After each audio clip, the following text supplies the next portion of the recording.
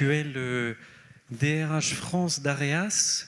Alors, qui connaît Areas? Tu me disais, quand on préparait cette interview, pas grand monde, selon toi? Si, 2 personnes dans la salle, peut-être 4.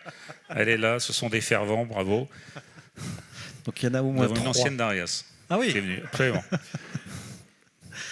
Alors, pour ceux qui ne connaissent pas encore Areas, en fait, vous connaissez déjà Areas parce qu'il y a de fortes chances que si vous allez dans un aéroport, une aire d'autoroute ou une gare, dans un Starbucks, un McDonald's ou un Cogent ou un Paul, derrière, c'est probablement Areas qui est présent.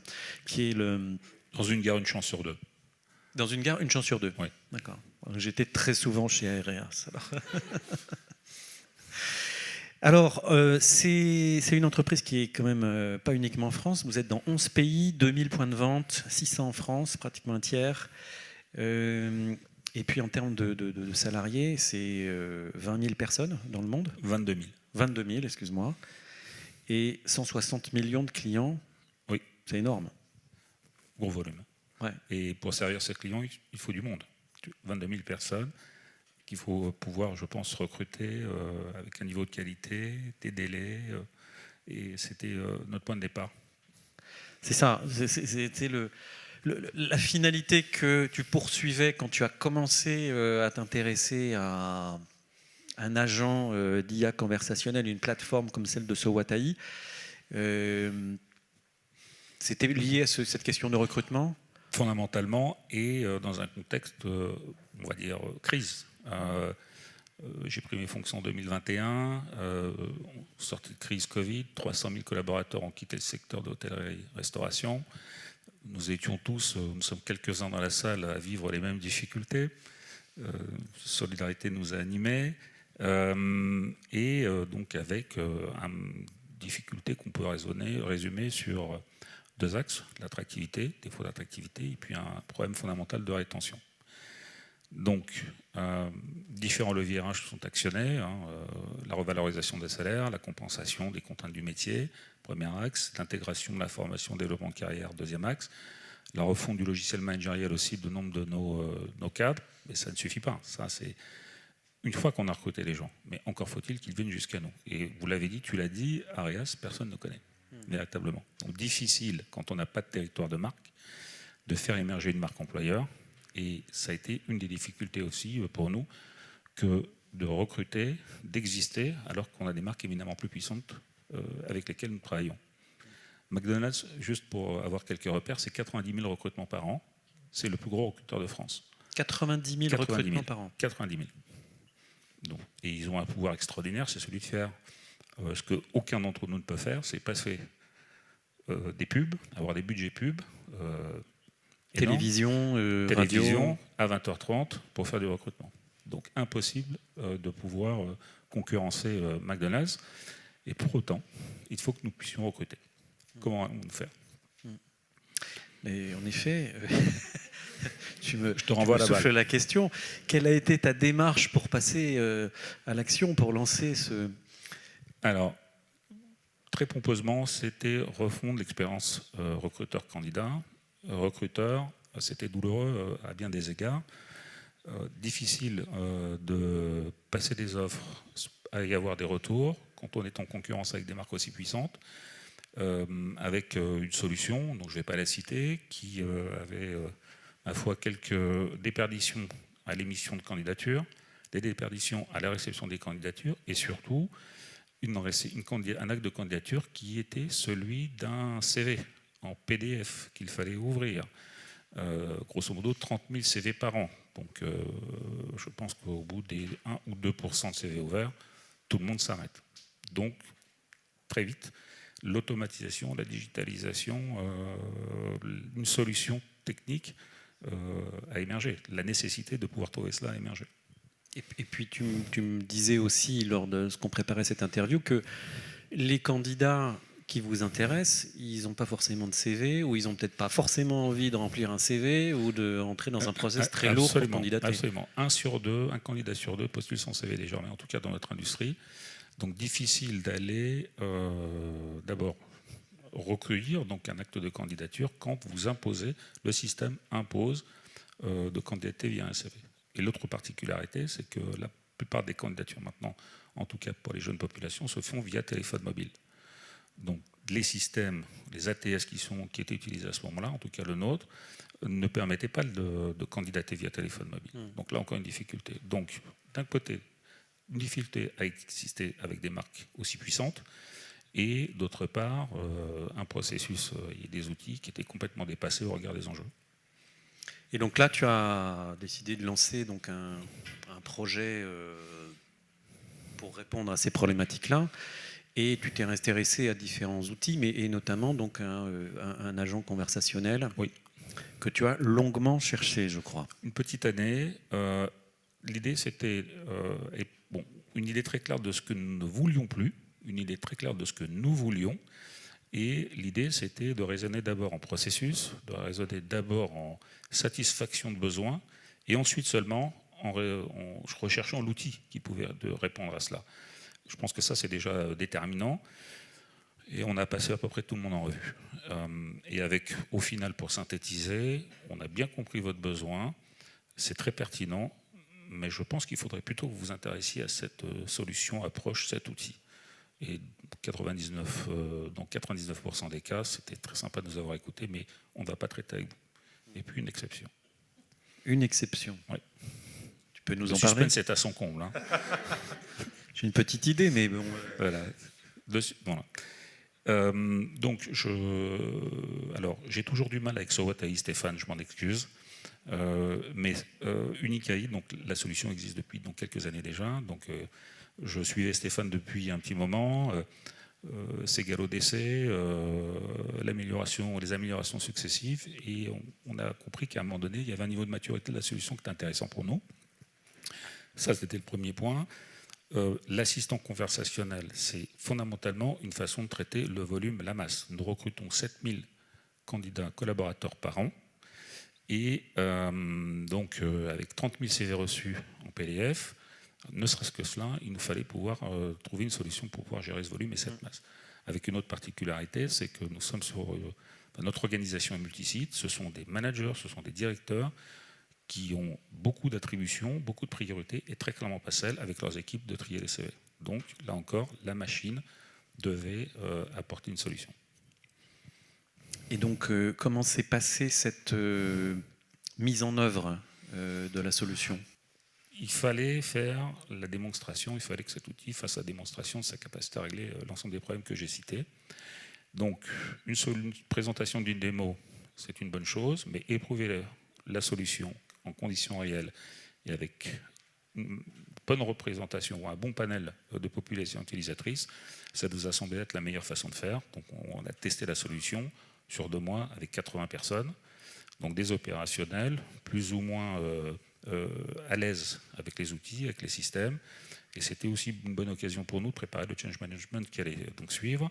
Mais c'était aussi une bonne façon, encore une fois, de valider le fait que c'était très clairement la solution qui permettait de répondre à nos problématiques. C'est ça. Et pas uniquement la solution technique, mais aussi la solution en termes de flexibilité, d'ajustement à vos contraintes métiers. On en revient toujours au même point. C'est un processus, un besoin, une série de besoins donc clairement définis. On sait exactement ce dont on a besoin et la solution doit exactement répondre à chacune des étapes du processus et aux besoins que constitue chacune des étapes du processus. Ça, c'est fondamental. Et les résultats ? Alors, 30 000 CV en PDF par an. On a quasiment 20 mois d'utilisation. On est passé à 340 000. Donc, changement d'échelle complètement différent. La solution permet aussi de préqualifier les CV, donc de faire le tri, de pousser les CV qui sont les plus intéressants pour nous, les candidatures les plus intéressantes pour nous. Le système permet aussi de relancer le candidat quand l'entretien est organisé. L'adéquation post-profil on est améliorée. Et l'autre point, je reviens juste un peu en amont sur le sourcing, c'est-à-dire l'émission des offres et la réception des candidatures. Je ne vais pas trop rentrer dans la technique, mais il nous est impossible de pousser les offres autres que Arias recrute. Désormais, c'est McDonald's, petit astérix, by Arias qui recrute, et ça sur l'ensemble des job boards de France. Donc ça a été une véritable révolution pour nous. Donc ça génère du volume, ça qualifie les CV qui nous sont remis, ça permet d'avoir des candidatures à des endroits où nous n'en avions plus. Ça a été une véritable révolution pour nous. Donc vous recevez des candidatures, vous les tamisez pour identifier les bons profils, et donc vous apportez à chaque directeur de centre, de magasin, vos points de vente, finalement voilà, l'information ou les bons candidats qui peuvent rencontrer et possiblement recruter très vite. Du volume de qualité, ou en tout cas avec une qualité supérieure. Et ça peut paraître anecdotique, mais dans nos métiers, qui sont des métiers à forte intensité de main-d'œuvre, avec une saisonnalité et avec des variations, c'est quelque chose d'extrêmement important pour la conduite du business, ça on le sait, mais aussi pour la stabilité de nos organisations. Donc les équipes, leur capacité à délivrer, ça a aussi constitué quelque chose d'extrêmement important pour le moral des troupes et sur le fait de vouloir se réengager, alors que pour beaucoup, le combat était perdu et donc on avait baissé les bras. Vous voyez, ce petit effet aussi qui a émergé. Cet engagement. D'ailleurs, taux d'utilisation de la solution massif. 100% de nos sites l'utilisent aujourd'hui. 100% des sites. Oui, 100%. Okay. Donc Areas en France, c'est 170 sites, pas loin de 700 points de vente. Donc une machine, le truc est complètement intégré. Ça a été une révolution. Enfin, je pèse mes mots pour le coup. Et Dieu sait que Stéphane connaît mon niveau d'exigence, mais là pour le coup, je peux l'affirmer.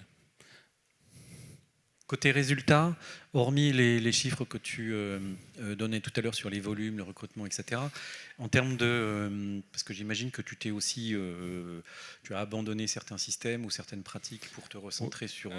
Alors, oui, déjà, la satisfaction utilisateur-recruteur, je pense que tout le monde a compris que nous étions très contents, en fait, de ce partenariat. Côté candidat, taux de satisfaction tangente les 80-90%. Donc là encore, c'est aussi une bonne chose. L'intérêt aussi d'avoir ce volume de candidatures, c'est potentiellement une base de données pour la suite. Donc les gens sont rentrés dans le système, ont fait un bout de chemin avec nous, repartiront. Nous pouvons encore garder le lien donc avec ça. C'est d'ailleurs une perspective qui va nous animer un peu plus tard, mais je pense qu'on va en reparler. Donc taux de satisfaction recruteur très excellent, taux de satisfaction des utilisateurs très bon aussi. Je pense qu'on a un outil solide et en tout cas qui satisfait tout le monde chez nous.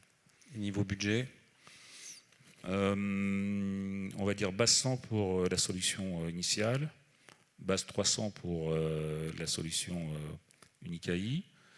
En revanche, le budget Jobboard, lui, a été divisé par 2. Donc on est largement gagnant. Mais ce qu'on a du mal à quantifier, et pourtant ça c'est aussi extrêmement important, les gains, l'efficacité, l'économie de temps passé pour nos opérationnels, elle est très importante. Le fait d'avoir des équipes, je dirais, en nombre suffisant, ce qui nous permet de délivrer, servir les clients, d'atteindre nos objectifs économiques et financiers. Bon, faire la liaison entre l'outil et cela, on ne s'est pas amusé à le faire, mais c'est évident, c'est manifeste. Et si tu avais 2-3 petits enseignements à la lumière de l'expérience que tu as vécue avec ce Watt que tu pourrais donner aux personnes qui, dans la salle, songent à s'équiper d'un assistant conversationnel ou une plateforme? Ne pas hésiter à challenger les équipes So What. Ils ont une excellente capacité de réaction, mais c'est aussi leur qualité, la qualité de Stéphane et ses équipes, c'est de pouvoir répondre présent et d'avoir cette disponibilité et cet engagement pour les clients qui est là aussi assez unique. La question m'a été posée tout à l'heure. Nous avons pris la décision en avril 2023. Nous avons contractualisé le 31 juillet 2023 et nous avons déployé à partir du 22 septembre 2023. Donc, je reviens en arrière. Ce test, 80 personnes. Cette démo testée par 80 personnes. Il manquait quasiment 10% de la configuration finale. Donc, les équipes y ont travaillé avec une forte intensité pour le coup, une véritable disponibilité, ce qui a facilité considérablement, je dirais, le déploiement, l'adoption par les équipes. Et je pense que ça encore, c'est quelque chose qui mérite d'être salué. Première remarque. Deuxième remarque, il ne faut pas s'arrêter là. Et on travaille déjà à l'étape suivante, qui est celle de la digitalisation de la constitution des dossiers des collaborateurs. Pour faire court, vous êtes dans la base, nous avons pris la décision de vous embaucher. Donc toutes les pièces qui vont constituer le dossier de votre dossier personnel sont intégrés dans le système, lus par le système. Je sais que les partenaires sont dans la salle et je envoie un petit message, s'il vous plaît, de réactivité et de qualité dans ce que vous allez nous amener bientôt. Lus, les informations sont prises, sont déposées dans notre logiciel de paye qui constitue le dossier du collaborateur en paye. Rien que ça, c'est une étape très importante et c'est du temps économisé par les opérationnels, du temps économisé par la RH, du temps économisé par la paye. Et nous allons jusqu'à la production du contrat de travail. Ça, c'est la première étape. La deuxième étape, c'est la transmission automatisée du contrat au collaborateur avec des solutions de signature DocuSign qui repartiront dans la GED. Ça peut ne pas paraître spectaculaire, mais rappelez-vous les volumes. Rappelez-vous l'impératif avec des organisations décentralisées de sécuriser les process et de faire en sorte que nous ayons une base documentaire la plus complète possible. Ça, c'est aussi une révolution pour nous. Merci beaucoup, Henri, et bravo pour ce succès, parce que c'est un super projet. Nous étions bien accompagnés.